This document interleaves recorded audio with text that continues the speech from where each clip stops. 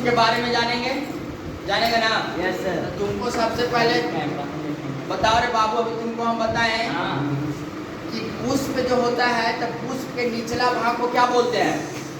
पुष्प के निचला भाग को क्या बोलते हैं? डंठल। क्या बोलते हैं? डंठल। और डंठल में ऊपरी भाग क्या होता है? वृत्तांग। क्या होता है? वृत्तांग। और वृत्तांग होता है ना, फिर बताए थे कि पुष्प के संपूर्ण भाग जिस पे स्थित होता है उसको क्या बोलते हैं? क्या बोलते हैं बाबू? इसको क्या बोलेंगे? पुष्पासन। क्या बोलेंगे? पुष्पासन। और पुष्पासन में क्या बनता है? फल। पुष्पासन में क्या बनता है? क्या बनता है बाबू? पुष्पासन में क्या बनता है?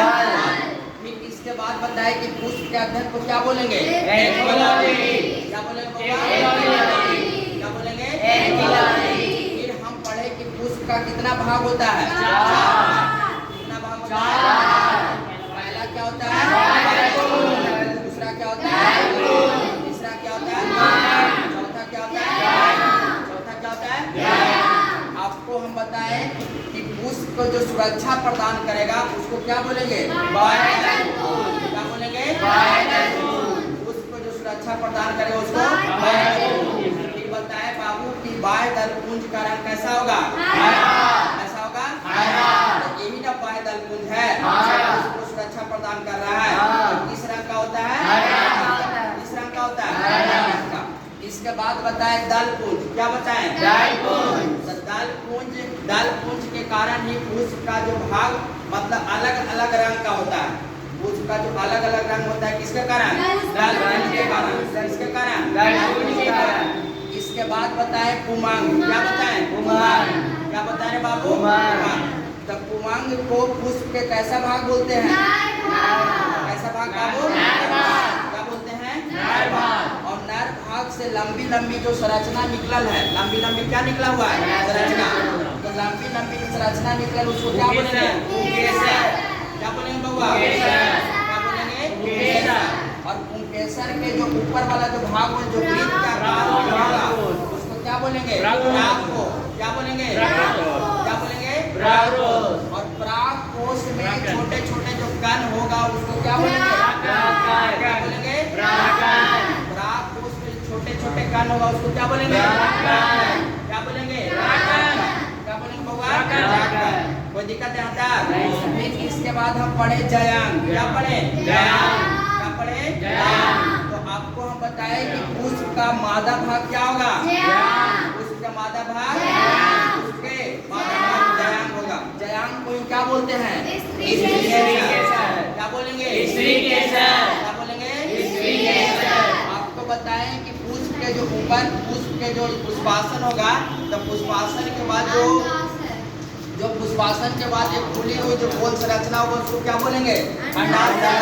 क्या बोलेंगे? क्या बोलेंगे बाबू? अंडाशय के ऊपर वाले भाग को क्या बोलते हैं? क्या बोलते हैं? वर्तिका के ऊपर वाले भाग क्या होता है? क्या होता है? क्या होता है?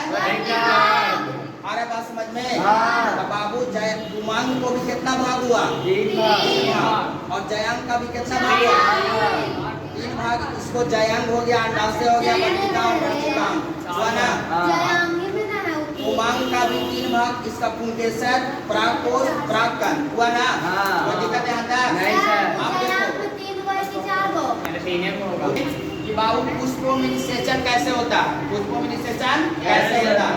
तो आपको हम बताएं कि बाबू कि अभी जब जनन पढ़ रहे हैं तो आपको हम बताएं कि जनन जो लैंगिक जनन होगा तो लैंगिक जनन ही पुष्प में होगा। लैंगिक जनन पुष्प में होगा। तो जब लैंगिक जनन पुष्प में होगा तो कितना जीव भाग लेगा? 2। कितना जीव भाग लेगा? 2 जीव। कितना जीव? 2 जीव। एगो नर युग्मक और एगो नर युग्मक और मादा युग्मक। और मादा युग्मक मिलेगा तो क्या किसका निर्माण करेगा? जाइगोट बनाएगा, मतलब युग्मन बनाएगा ना? तो आपको देखो ई है बाबू पुष्प का, ई है नर भाग। कौन भाग है? नर भाग। पुष्प का कौन भाग है? नर भाग। अब इन नर भाग में ही प्रागकोश है ना? और प्रागकोश के अंदर क्या है? प्रागकण। ठीक है? तो ये जो पुष्प का जो नर भाग है तो ये जो परागकण है तो यहाँ से परागकण निकलेगा। यहाँ से क्या निकलेगा? परागकण। ये देखो छोटा छोटा जो जो है इसको क्या बोलेंगे? परागकण। यहाँ से ही परागकण निकलेगा और परागकण निकलने के बाद तो ये जो है नर भाग है। कौन भाग है? नर भाग। और ये जो परागकण यहाँ से निकलेगा ये कहाँ जाएगा? वर्तिकाग्र में। कहाँ जाएगा? वर्तिकाग्र में। क्योंकि आपको पता है कि वर्तिकाग्र जो है पुष्प का कैसा भाग है?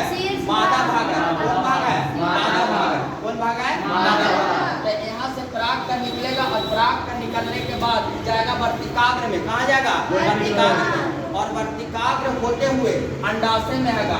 कहाँ आएगा? अंडाशय में। वर्तिकाग्र होते हुए कहाँ आएगा? अंडाशय में। और जब अंडाशय में आएगा तो परागकण, यहाँ से क्या निकला है? परागकण।